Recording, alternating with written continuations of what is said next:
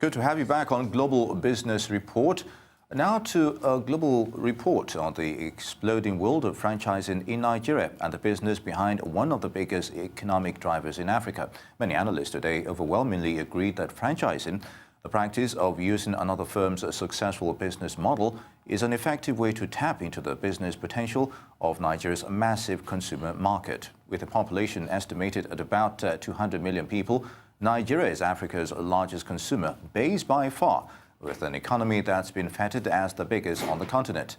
Its franchise market, still relatively in its infancy stage, is already considered a lock to deliver more than $100 billion in annual revenue.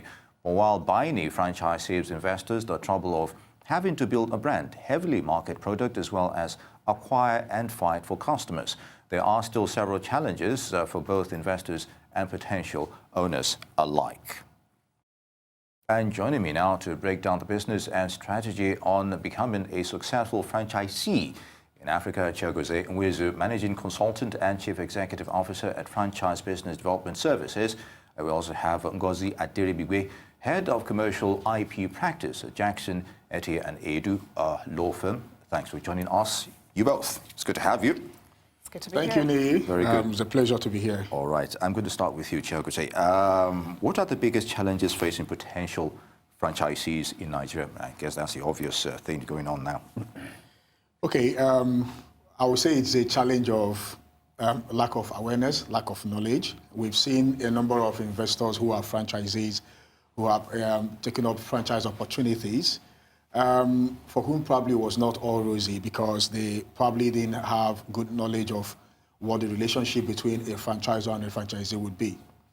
But that lack of knowledge and awareness is much more is worse when you look at the fact that there are a lot of prospective investors whose idle investable funds are sitting in their bank accounts today, and they have no idea that they could put this money in franchisees without even having any much knowledge on how to run or set up one's own business. For these guys who probably could be working in some corporate organization, and they would like to have a plan B or probably some way to go, to retire, their struggle is, I don't know how to build a successful business. How do I start and all that? So lack of awareness and education on franchise is a big challenge that we have, both franchisors and franchisee, and that is why we always appreciate an opportunity to, like this, to talk about this so people can be educated and take advantage of the many opportunities of franchising. Very good. Now, Ngozi, I'm going to take this from your own background, franchising and intellectual property. What is the convergence between the two? How do you mix both? Where do you come in, as it were? Okay, so a franchise is essentially a legal relationship between two individuals. And the legal connection between them is intellectual property. Right. So the franchisor who owns the intellectual property can only sell a franchise because he has built a brand, he has an intellectual property that is valuable, and then gives to the franchisee a right to use the intellectual property and position itself in the market. So essentially, intellectual property is the heart of any franchise relationship. You are basically saying to the franchisee, use my brand, use my know-how, use my trade secrets, and use that to build a business. So rather than build from scratch. But of course, with my consent. Of course, with your consent. So it's a license. It's an IP license, an intellectual property license, essentially. Right. Okay. And it's around that legal relationship that the commercial relationship rests. Very good. Now, Chiagozie, why is franchising so important to the Nigerian economy right now?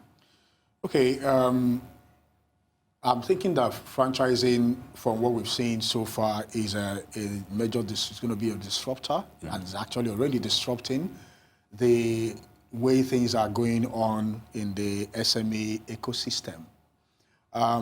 Because we have a primary challenge, as it is today in the SME system, we have a high rate of business failure. And this rate of business failure is hurting our economy, which is, of course, enterprise dependent.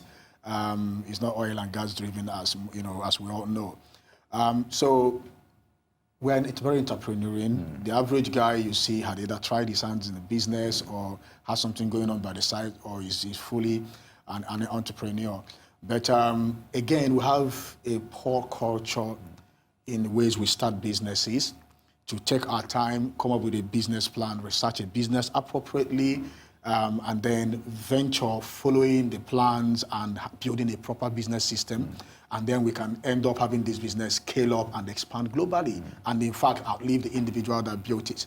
So the average guy copies what his friend down the road is doing, and at the end of the day, the bank's lending to to these individuals. They get their fingers burned, the people lose their jobs, and then again you can think of the wider spiral effect it has on our economy.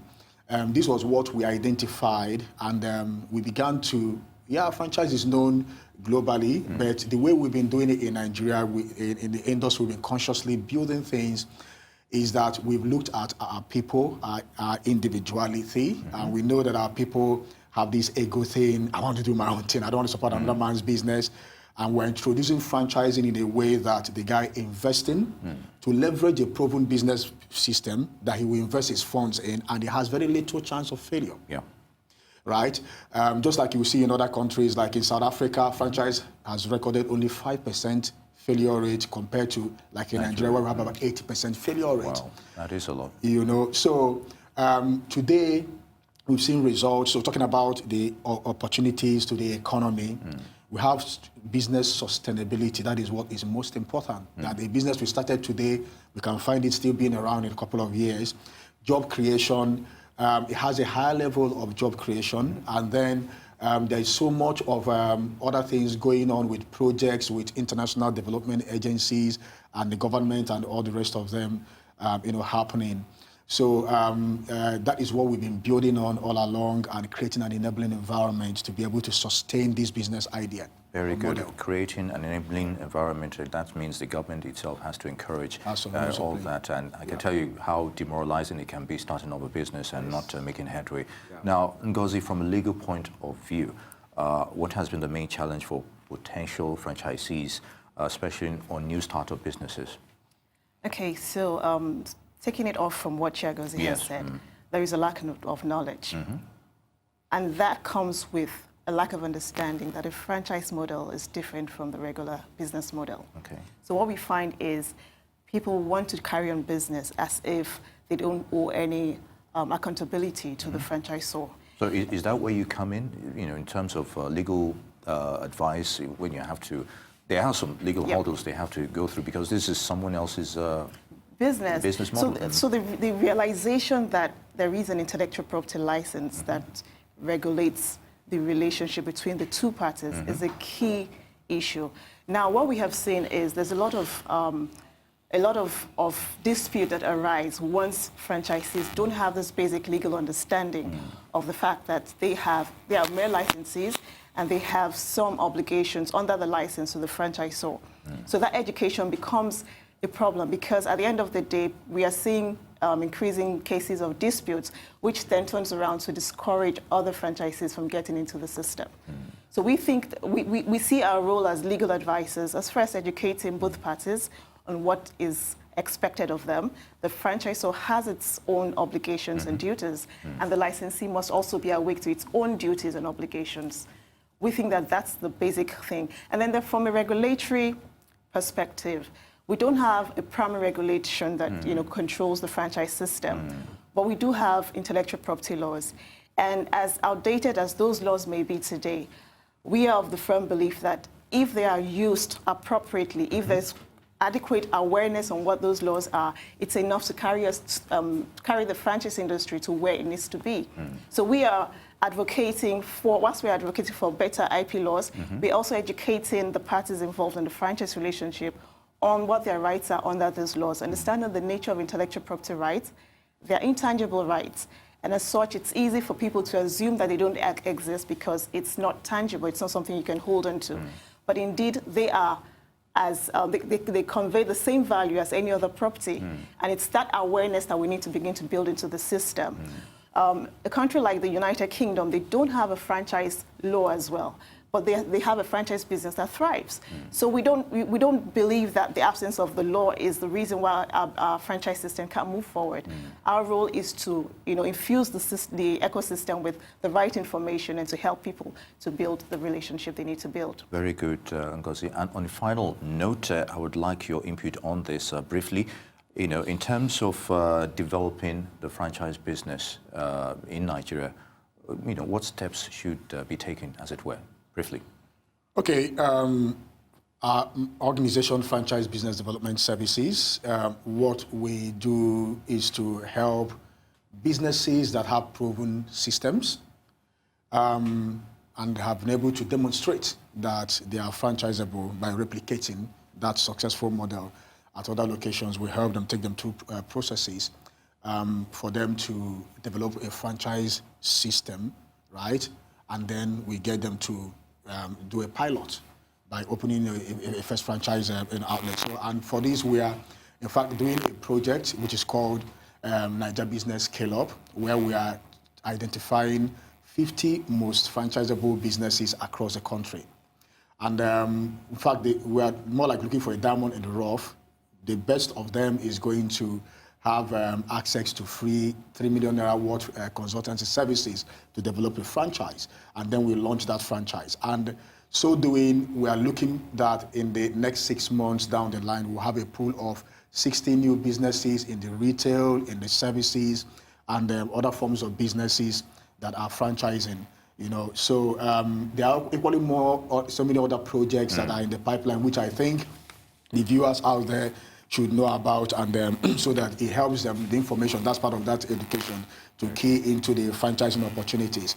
So we are having a franchise alternative dispute resolution awareness program, which we are partnering with Jackson Etienne and a host of other stakeholders, CAC, and BOI, and a whole host of them, so we can create awareness on how people, without going to the court, can also resolve these issues, and a whole lot more going on. Very good. And we also know that SMEs and small-scale businesses are the bedrock of any major economy, as it were.